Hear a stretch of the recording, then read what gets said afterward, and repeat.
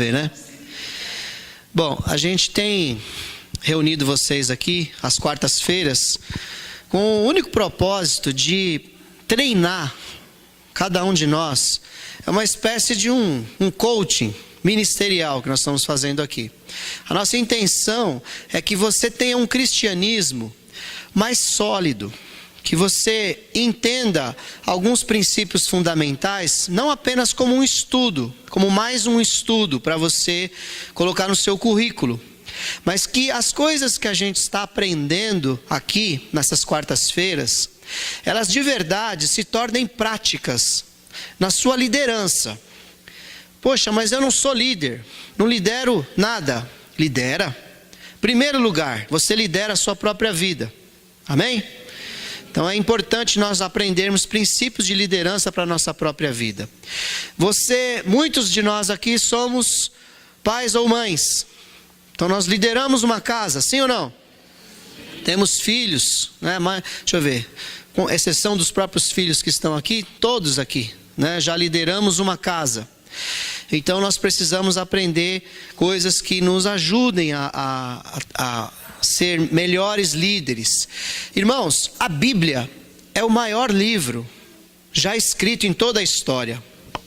Não há comparação com este livro. E ela tem instrução e ensino para todas as áreas da nossa vida. Tudo que você precisar, você vai encontrar uma resposta na Bíblia. E a liderança não é diferente. Ela te ensina princípios fundamentais que vão te ajudar como você viver melhor em todas as áreas da sua vida.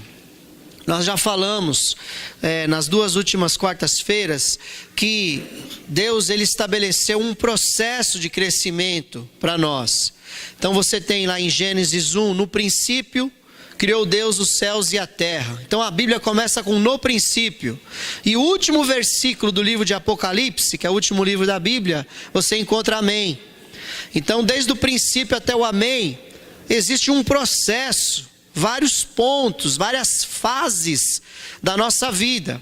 Então você passa por diversas fases na sua vida e você não pode negligenciar nenhuma delas. Cada uma delas tem a sua importância.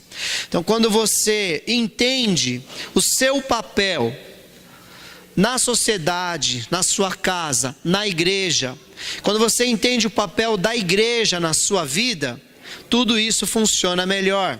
Então foi isso que nós falamos na primeira semana. Na segunda semana nós falamos o quanto eu posso ser relevante. Ou seja, que diferença eu faço? Que diferença eu faço na empresa que eu trabalho, na faculdade que eu estudo, lá no meu lar, na criação dos meus filhos? Que diferença eu faço? Quanto eu sou relevante? Então você tem essas duas ministrações lá na internet. Quem não ouviu, aconselho fortemente a ouvir.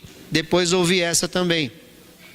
Hoje nós vamos falar, não das 4 como está ali, mas vamos talvez falar de 2. E na semana que vem das outras 2. Como igreja, né, nós temos um papel para viver. E esse papel, ele tem 4 funções básicas que a Bíblia mostra. Quais são as 4 funções da igreja? Em primeiro lugar, o que é função? Função é um substantivo feminino que indica um cargo, um exercício, uma missão, uma incumbência, uma utilidade, um entendimento. Então, função é um substantivo, é uma coisa. Então, é um substantivo abstrato. Essa cadeira aí é um substantivo concreto, né? Você pode tocar. Agora, função já é um substantivo abstrato. Ele depende de outra coisa. Então, qual é a função da igreja na sociedade? Então, o que ela faz? Qual é o papel? Qual é o exercício? Qual é a missão? O que ela tem? Qual é a incumbência? Para que serve? Que entendimento nós temos disso? É só a língua portuguesa, né? Por enquanto.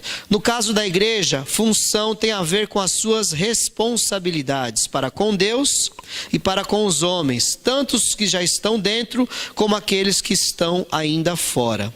Então, sempre eu preciso reavaliar o meu papel e entender se eu estou sendo relevante para os que estão aqui dentro da igreja, como para os que estão fora da igreja, para que eles passem a estar dentro, ou que eles tenham a oportunidade de estar dentro, ou ainda que eles não venham para a igreja.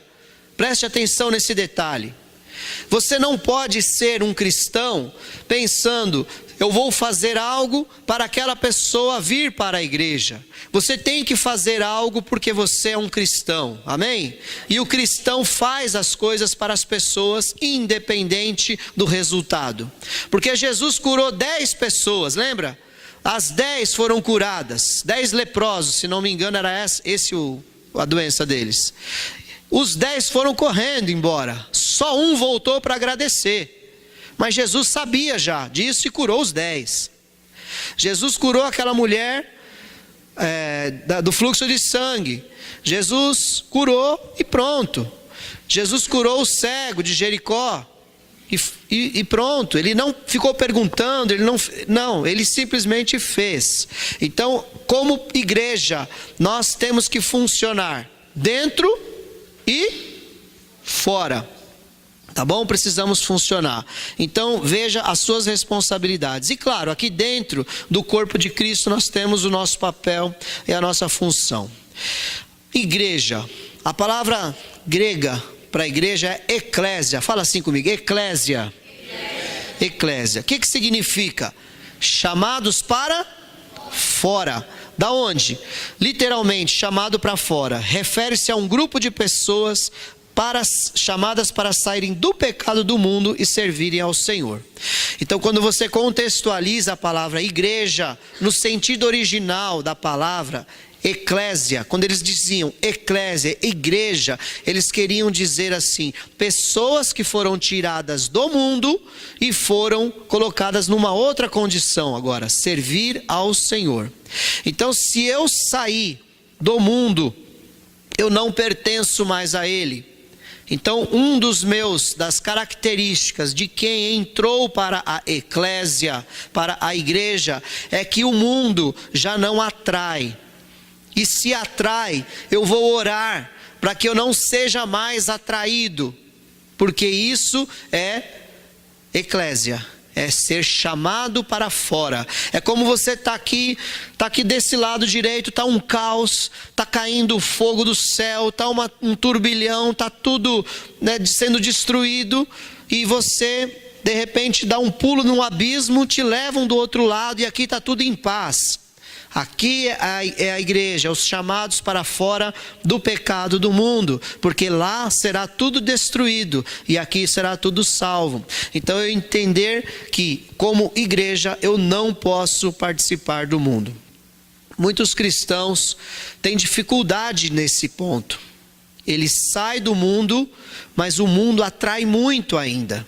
E aí ele fica um pé no mundo e um pé na igreja. É muito grave, porque você não consegue exercer um cristianismo autêntico. Olhando sempre para fora. Quem é que não tem tentação aqui? Atire a primeira pedra. Todos têm? O mundo tenta. Tentação existe. Ser tentado não é pecado. Mas eu alimentar aquilo, eu ficar desejando aquilo, eu não repugnar aquilo, em oração eu não falar, Deus, o Senhor sabe o meu coração, que eu quero, ainda desejo aquilo que é do mundo, mas Senhor, tira isso de mim. Isso é ser igreja, é ser eclésia, é você continuamente, você ser limpo, ser liberto do mundo, afinal você saiu de lá. Ainda não entrei no estudo, estamos só falando aqui da introdução. Então, a igreja não é nenhum tipo de instituição ou objeto impessoal. É um corpo constituído de elementos vivos. Então, a igreja não é o CNPJ, Ministério Nova Jerusalém, que mudaremos para a Comunidade da Família, em breve. Então, quando você entrar no Bradesco, logo vai aparecer Comunidade da Família lá, né? Demorou, mas a gente vai fazer isso. Então a igreja não é um CNPJ, a igreja somos nós, são as pessoas, já falei muito disso já nos outros estudos. Vamos ler? Primeira carta de Pedro 2:5. Vós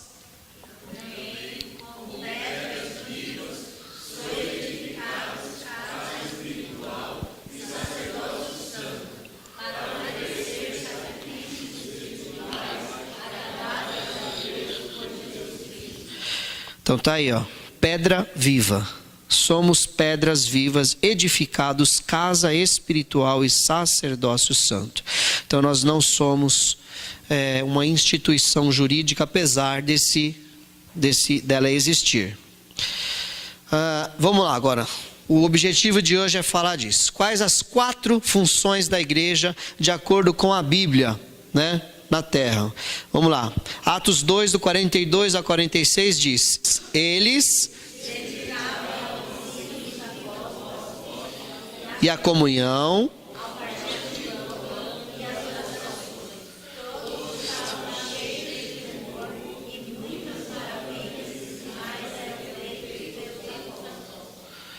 todos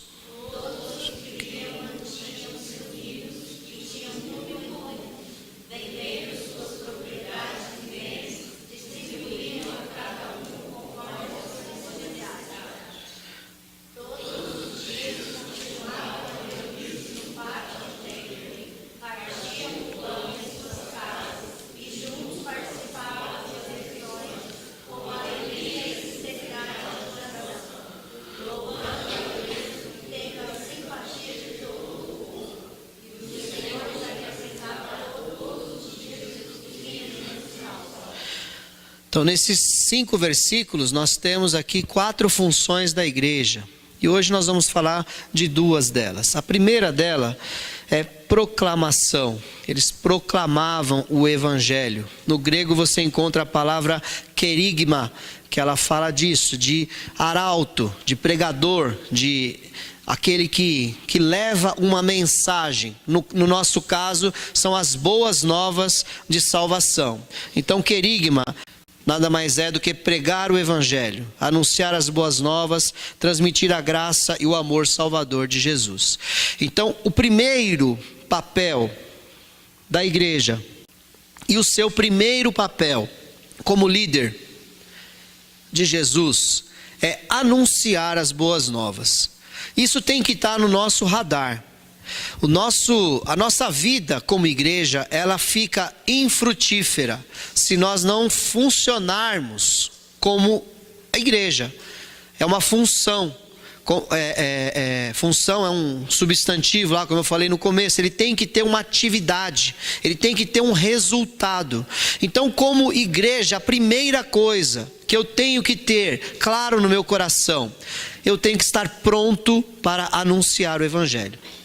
Aonde eu estiver, você tem que estar pronto, aproveitando qualquer oportunidade. Não pense que anunciar o evangelho é você ter um momento formal, em que as pessoas, como vocês estão aqui sentados e alguém está falando. Não, anunciar o evangelho é muito mais que isso. Anunciar o evangelho é na hora do almoço, numa frase, num comentário que você faz. Quando alguém pergunta algo, você tem uma resposta bíblica para aquilo. Quando alguém olha para você, ele vê que você fala com a própria vida. Então, anunciar o evangelho é querigma, é pregar o evangelho, as boas novas de Jesus. Hoje, na hora do almoço, só tragédia, né? No noticiário. Qual o noticiário que fala de coisa boa? Não existe, né? Só tragédia, mais tragédia, mais tragédia. Teve uma hora que eu não aguentei, falei: olha, meus queridos, por isso que a cada dia mais eu chego à grande conclusão de que a solução para o Brasil, só Jesus. Aí algumas pessoas balançam a cabeça e tal. É uma forma de você lançar uma palavra. E parou ali. E aí continua comendo e tal. Mas a gente tem que lançar. Jesus é a solução. Jesus é a salvação. Jesus veio para libertar aquele que estava perdido. Nós temos que ter essa palavra num hospital. Nós temos que ter essa palavra numa fila de banco. Nós temos que ter essa palavra em todo lugar. A pessoa receber as boas novas de nós, aí nós vamos funcionar como querigma, como igreja. Então, o que acontece? O querigma deve ser dirigido aos de fora e aos de dentro, no sentido de que todos precisam ser alcançados com a mensagem do reino de Deus. Quando eu falei que você pode ser um líder dentro da sua casa, não pense que o seu filho já nasceu e só porque ele vem na igreja, ele já sabe, ele já está salvo. Nós, como pais, em primeiro lugar, precisamos proclamar o evangelho para os nossos filhos em casa. Nós precisamos proclamar o evangelho para aqueles que estão dentro da igreja. Tem gente que vem na igreja, mas não é crente, sim ou não? Então nós precisamos ter essa mensagem pronta. A Bíblia fala, o apóstolo Pedro diz assim, que nós temos que estar sempre prontos a dizer qual é o sentido da nossa fé. Por que eu creio em Jesus? Então, eu como igreja, como líder, como cristão, eu preciso ter isso como uma meta, um objetivo aos que estão fora, e não se esqueça dos que estão perto, dos que estão dentro, porque a fé, diz a palavra do Senhor, ela vem por ouvir o quê? De Cristo, a mensagem, a pregação de Cristo. Então às vezes a pessoa está sem fé, e a gente pega e fala, vai orar, ou então a gente fala, vem para a igreja. Na verdade a gente tem que falar o evangelho para a pessoa está sem fé, a Bíblia diz isso, a Bíblia diz aquilo, e você fala da palavra, você anuncia para a pessoa e acrescenta fé ao coração dela, amém, querido? Então, primeira coisa, que o querigma, ele deve ser dirigido aos de fora, e não se esqueça dos de dentro. Lá em 2 Timóteo 4:2 fala, pregue a palavra, me ajuda aí? Pregue a palavra.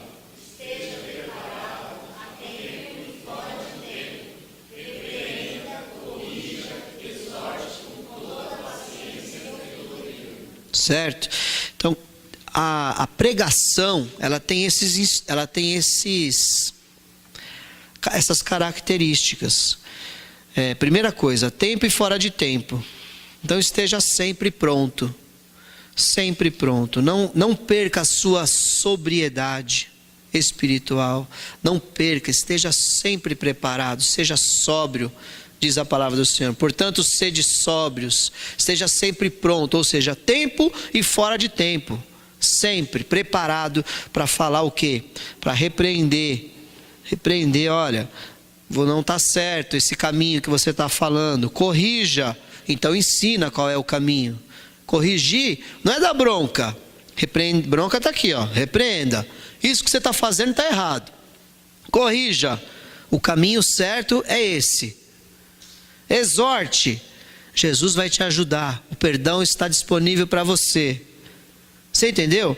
A gente fica muito aqui, ó, na bronca, no repreenda. Ou fica só no exorte. Jesus é bom e ama todo mundo. Né? Precisa repreender, precisa corrigir, dar uma nova direção. E precisa exortar. Dizer, existe solução, existe um caminho. Aquele homem que não tinha fé, que chega na presença de Jesus, ele fala, se Jesus pergunta, você tem fé? Ele fala, tenho, ajuda-me na minha incredulidade. E Jesus foi lá e abençoou a vida dele. Então ele foi levantado o ânimo dele quando ele recebeu de Jesus uma bênção ali. E com toda a paciência, né, a pessoa, cada um tem um ritmo. Você tem mais de um filho? Quem tem mais de um filho, dá um glória a Deus aí. A maioria, né? A maioria. Um filho é diferente do outro, é ou não é? Quem tem mais de um aí, né? Eu era esotérico antes de me converter, bem esotérico, e acreditava muito em astrologia. E eu tive o Jonas, né, presente de Deus, que veio junto com a Luciana, que nasceu em junho, no dia 21, ou seja, do signo de Câncer, de acordo com a astrologia. Não acredito mais nisso. E o Jonas era uma criança maravilhosa. Como o Jonas era assim, calminho. Aí eu falei com a Luciana assim, vamos ter um neném? Ela falou, vamos. Aí a gente planejou, né? Vamos fazer para nascer na mesma data do Jonas. Aí planejamos, bateu, pegou. E nasceu 28 de junho. E veio o Eduardo. Exatamente o oposto do Jonas. Uma bênção também, só que muito diferente. O Jonas muito calmo, Eduardo muito agitado. Jonas não comia nada, o Eduardo comia tudo, né? É para quebrar a nossa cara mesmo, né? Então, a gente tem que ter paciência, porque cada um é diferente do outro. Então, ao ensinar uma pessoa, você precisa entender que cada um tem uma forma de aprendizado. Então, tenha paciência na correção. Procure caminhos que a pessoa vai conseguir compreender. E, principalmente, olha aqui, ó, doutrina. Você tem que ter base. Eu acho isso, eu acho aquilo. Não acha nada. Nós precisamos de doutrina. Se tem uma família que conhece o livro de Provérbios, é a minha, porque a Luciana só corrige com Provérbios. Então ela tem muitos provérbios. Ela sempre ensinou os nossos filhos na palavra. Não só provérbios, as cartas pastorais.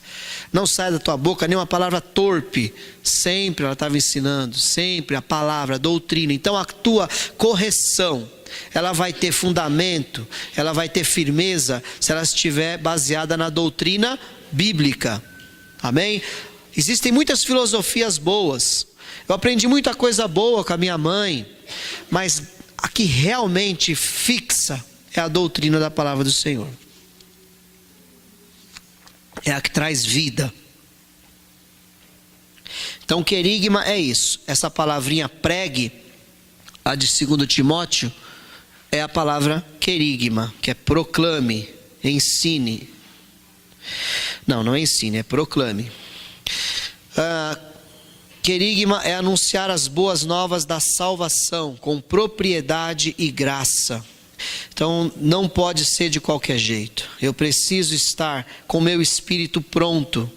Eu preciso ter graça, ou seja, o mesmo que eu recebi do Senhor, a mesma paciência, o mesmo favor que Ele teve por mim, você ter pelas pessoas também. Lá na sua célula, a mensagem, irmãos, do compartilhar da célula, preste atenção todos, não é para você apenas compartilhar, precisa ter salvação naquela palavra, mesmo que todos sejam crentes. Não se canse de falar as mesmas coisas, como o apóstolo Paulo disse, eu não me canso de repetir para vocês as mesmas coisas de novo. Então não se canse de falar que Jesus morreu na cruz para libertar dos nossos pecados. Não se canse de dizer que Ele ressuscitou ao terceiro dia. Não se canse, você pode sempre colocar na sua mensagem ali as boas novas da salvação, mesmo se na célula só tem gente salva, amém? Isso traz fé ao nosso coração. A Bíblia diz isso, irmãos. Então se a Bíblia diz, é verdade, então vamos praticar. Querigma é para os que estão dentro, amém? E para os que estão fora, não se esqueça dos de dentro. A sua liderança, a sua célula, o seu compartilhar vai ser muito mais forte se nele estiver contido a salvação. Querigma é anunciar o Cristo crucificado que se entregou para que todos sejam salvos. Querigma é anunciar que o reino de Deus está próximo e que todos devem se arrepender. O reino de Deus está próximo. Nós precisamos o tempo todo lembrar as pessoas, Jesus está voltando, Jesus está próximo. Jesus pode vir e arrebatar a igreja, ou eu posso ir a me encontrar com Ele. Quem é que sabe o dia da sua morte? Dá um amém aí. Ninguém. Pode ser hoje? Então eu preciso estar pronto hoje. Sim ou não? Amém? Então anuncie. O reino de Deus está próximo. E você também. Anuncie para o seu coração. O reino de Deus está próximo. Eu preciso de um conserto, eu preciso me entregar, eu preciso hoje estar pronto, porque Jesus pode voltar hoje, ou eu posso ir para Ele hoje, amém? Então esteja sempre com essa mensagem. Querigma é denunciar o pecado. Lembra da primeira palavra, repreenda? Quando você denuncia o pecado, você repreende e apresenta a solução, que é a correção. Olha, você está no erro, mas o caminho é esse. Você corrigiu. E aí você exorta, você diz assim, e Jesus quer você. Jesus está de braços abertos para te receber. O evangelho é tão simples, irmãos. É tão maravilhoso que não precisa de curso de teologia para isso. Qualquer um pode falar do amor de Deus, basta você transmitir aquilo que você recebeu. Transmita esse amor, transmita essa salvação maravilhosa que há em Cristo Jesus. Querigma é anunciar que todos são pecadores, que o salário do pecado é a morte, mas o dom de Deus é a vida eterna por Cristo Jesus. Amém? Todos pecaram. Eu tenho que ter essa convicção. Eu não posso aliviar. Eu não posso achar assim, nossa, mas aquela pessoa é tão boazinha. Ela faz tão bem para todo mundo, mas é um pecador que precisa de Jesus. Eu preciso olhar para aquela pessoa como uma pessoa que está caminhando a passos largos para o inferno. E parece que quanto mais bonzinho, mais difícil de aceitar Jesus, é ou não é? Pessoa que ajuda todo mundo, geralmente demora para se converter, e quando se converte, porque ela acha que ela já está bem demais.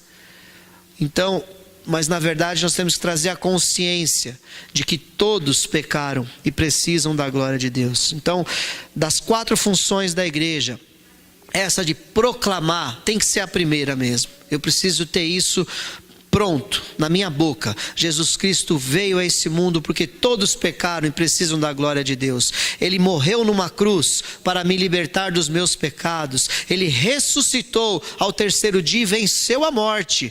Ele foi até o céu, enviou o seu Espírito Santo e vai voltar para buscar a sua igreja, e nós estaremos para sempre com ele na eternidade. Esse é o querigma que tem que estar na nossa boca. O Evangelho. Dirigindo-se a Jesus, aqueles homens disseram: João Batista nos enviou para te perguntarmos: és tu aquele que haveria de vir, ou devemos esperar algum outro? Eles tinham dúvida. João Batista mandou perguntar: estou preso aqui. E aí, o senhor é o Messias mesmo? Ou vamos esperar outro? Então ele respondeu aos mensageiros: voltem e anunciem a João o que vocês viram e ouviram. Os cegos veem, os aleijados andam, os leprosos são purificados, os surdos ouvem, os mortos são ressuscitados, e as boas novas são querigma, são pregadas aos pobres. Amém? Então o sinal foi claro. Jesus disse: eu sou o Messias esperado, porque estes sinais já aconteceram conforme foi declarado no Antigo Testamento. Então já está sendo pregada as boas novas aos pobres, está sendo pregada através de sinais poderosos. Aconteceram muitos sinais e acontece ainda até hoje. Se não está acontecendo, não está em Jesus o problema. O problema está na nossa intimidade, na nossa busca maior, na falta de fé, porque isso ainda está disponível, nunca deixou de estar. Amém? Qual é a primeira função da igreja? Pregar. Qual é a palavra grega? Querigma. A segunda função, não menos importante, é a koinonia, comunhão. Comunhão é algo que não tem como não estar dentro da igreja. Quem não tem comunhão, irmãos, quem não consegue ter comunhão, essa pessoa não faz parte da igreja ainda. Quem não consegue se misturar com o povo, ainda não entendeu o que é igreja. Igreja é comunhão. Ah, mas eu não gosto de ninguém, eu não consigo estar junto com ninguém. Ainda não entrou na igreja, nos chamados para fora, na eclésia, porque igreja é comunhão. Afinidades ou não importa. Eu preciso ter prazer em ser uma ovelha do lado de outra ovelha. Eu tenho que ter prazer no rebanho. Eu tenho que ter prazer nesse projeto. Jesus falou: todos saberão que vocês são meus discípulos, se assim como eu e o Pai somos um, vocês forem um. Então tem que olhar aqui e ver tudo branquinho, um monte de ovelhinha, tudo grudadinho uma na outra, tudo cheirando ovelha, né? Todo mundo junto. É romântico essa visão, né? Romântica essa visão, mas é para ser assim. Aí tem uma ovelha que pisa no pé da outra, tem uma ovelha que cai um pouquinho para lá, outra cai para cá, mas é tudo ovelha e está todo mundo junto. Amém? Tem dia que uma ovelha está mais cheirosa, tem dia que a outra está mais fedida. mas está tudo junto, é ovelha. Tem dia que a ovelha fala Mé, tem dia que fala Mário, tem dia que fala Marcelo. Né? Vocês têm aqui os 3 pastores, Mamamé. Né? Então não importa, irmãos, nós temos que estar junto como ovelha. Um dia está com o pastor Mério, um dia com o pastor Mário, mas somos ovelha. Eu sou ovelha do pastor Mário, sou ovelha do pastor Mério, e um é ovelha do outro, e nós vamos nos ajudando, e nós vamos crescendo como corpo em koinonia, em comunhão. Então não tem como. Na igreja primitiva, koinonia era partir o pão em suas casas e juntos participar das refeições com alegria e sinceridade de coração. Juntos, nas casas. Precisa sair daqui, na sua célula. Você precisa incentive que as pessoas se relacionem fora da célula. A melhor pessoa para fazer isso, sabe qual é? Você. Chame para sua casa. Reúna. Como a gente gosta de receber gente lá em casa. Sempre vai alguém, sempre a gente está chamando alguém. Porque eu tenho prazer em estar junto com os meus irmãos. Nós precisamos fazer isso. Olhe para as pessoas lá da sua célula. Quem que nunca foi na sua casa? Chama para esse domingo, para comer um ovo com farinha. Não precisa fazer churrasco, né? Pode ser, né, Brandão? Pode ser uma coisa simples, não tem? Qual é o problema? Nenhum problema, gente. Nem Dário? Não precisa ser carne da Swift, né? Pode ser uma coisa simples, lá um chá com bolacha. Oi? É koinonia. Então, não tem como ser igreja. E essa mensagem precisa ser passada na sua célula, precisa ser passada para os seus filhos. Tem família que os filhos não gostam de receber gente em casa. Quando vem gente, fica de bico, acha ruim, porque tirou ali a liberdade, o conforto. Precisa repreender, corrigir e exortar. E dizer: filho querido, Jesus estava em comunhão com o Pai. Estava tudo bem. Ele saiu da sua glória, do seu trono majestoso, e veio ficar junto e misturado com a gente aqui na terra. Quem somos nós para não receber as pessoas em nossa casa? Porque Jesus fez assim. Jesus lavou aqueles pés sujos daqueles homens. Então, ensinar isso em casa, ensine isso na célula, passe essa mensagem. Se você percebe que tem uma pessoa mais arredia, faça com paciência, senão vai embora, senão espana. Por isso que está lá no texto, com toda a paciência, mas fala, ensina, em tempo e em fora de tempo, mas fale. A koinonia precisa acontecer, senão não é igreja. Não é, pode ser qualquer outra coisa, pode ser clube, pode ser qualquer outra coisa, menos igreja. A verdadeira koinonia só pode ser promovida e realizada pela ação do Espírito Santo, pois sem ele tudo seria vazio e sem graça. E aqui tem um mistério importante. Eu preciso estar cheio do Espírito Santo para poder atrair as pessoas. Então, às vezes a gente está seco, totalmente seco. Vou atrair quem? Entendeu? Então você tem que ter algo. A sua casa tem que ter hospitalidade. A sua vida tem que ser alguma coisa que atrai as pessoas. Você tem que ter uma palavra. Às vezes você não é muito falante como eu, em casa, não aqui, né? Mais calado. Mas alguma coisa as pessoas têm que ver. Tem que ter uma palavra, uma recepção. Depende se é bom no fogão ali, com o pastor Mário. Quando a gente vai comer na casa do pastor Mário, a gente se acaba, gente. É bom demais esse negócio. O pastor Mário não fala muito não também. Ele até que não fala muito. Mas Jesus como recebe bem. Isso é koinonia. Então você tem alguma coisa boa para fazer. Então precisa ser promovida pela ação do Espírito Santo na tua vida. Amém, querido? Seja uma bênção. Koinonia deve ser a vivência antecipada aqui na terra do estilo de vida e dos relacionamentos que Deus quer que tenhamos no céu. Glória a Deus. Lá no céu é koinonia total. É o tempo todo em comunhão. Vai ser um movimento tão forte, irmãos, no céu. Vai ser Meu Deus, imagina aquela ceia, gente. Jesus servindo para nós aquela ceia. Você já parou para pensar? Milhões, bilhões, não sei quantos que vão ser salvos. E Jesus, que é onipresente, servindo todos ao mesmo tempo.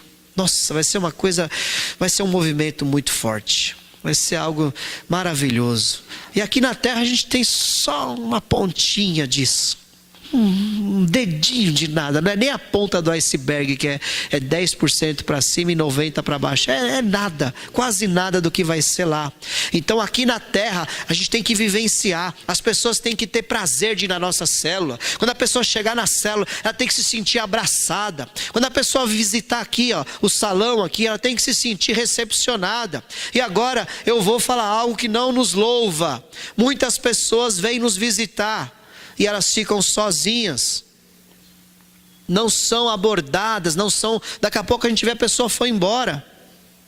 E eu vou pedir uma coisa para vocês: quando acabar o culto, não venham todo mundo conversar com o pastor, deixa o pastor livre, para ele poder ficar de olho. Jesus, domingo, eu trabalho mais domingo depois do culto do que de segunda a sexta no meu trabalho, 8 horas por dia. É tanta coisa que vem para resolver, e não é a hora. É hora da gente dar atenção para o visitante, é hora da gente conversar com pessoas que estão aqui se achegando, elas precisam entender o que é igreja. E igreja é abraçar, é comunhão, é alegria. E aí o Espírito Santo flui através da tua vida, a pessoa se sente amada, ela nunca mais deixa de vir aqui. É papel da igreja, a koinonia. Vamos fazer assim? Vamos ser fiscal desse negócio? Vamos. Viu uma pessoa diferente, opa, ali tem uma coisa boa, fica do lado, durante o culto todo já fica de olho. Você viu que ninguém colou, vai lá e cola, um homem cola num homem, uma mulher cola numa mulher, um jovem cola no jovem, uma criança cola na criança, mas não deixa sozinho, não deixa sair daqui sem você saber o nome, onde mora, quem trouxe, cola. Precisamos fazer isso, chama Barnabé, projeto Barnabé. Você ser como Barnabé foi na vida do apóstolo Paulo, que ele era todo mundo tinha desconfiança dele, mas Barnabé pegou pela mão e falou: não, eu me responsabilizo, está convertido mesmo. E Barnabé colou em Paulo e levou Paulo junto até que Paulo cresceu e conseguiu andar sozinho. Então Barnabé precisa acontecer aqui na nossa igreja, e não tem acontecido, irmãos, isso é grave. A célula e o discipulado são duas maneiras poderosas pelas quais a koinonia se manifesta no meio da igreja, produzindo laços profundos de amor e unidades bíblicos. Não dispensa comentários. E por fim, koinonia é o que temos com Jesus ao comer do pão que simboliza seu corpo. Assim somos feitos um com ele e com aqueles que comem conosco. Então, quando nós temos koinonia, nós nos tornamos um com Jesus, uns com os outros e um com Jesus. A ceia do Senhor é o maior exemplo disso, quando nós temos comunhão uns com os outros.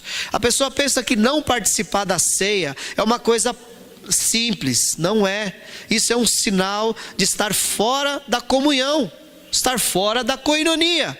Então, se Jesus volta naquele dia, ou se você morre, não tem salvação, porque está fora da comunhão.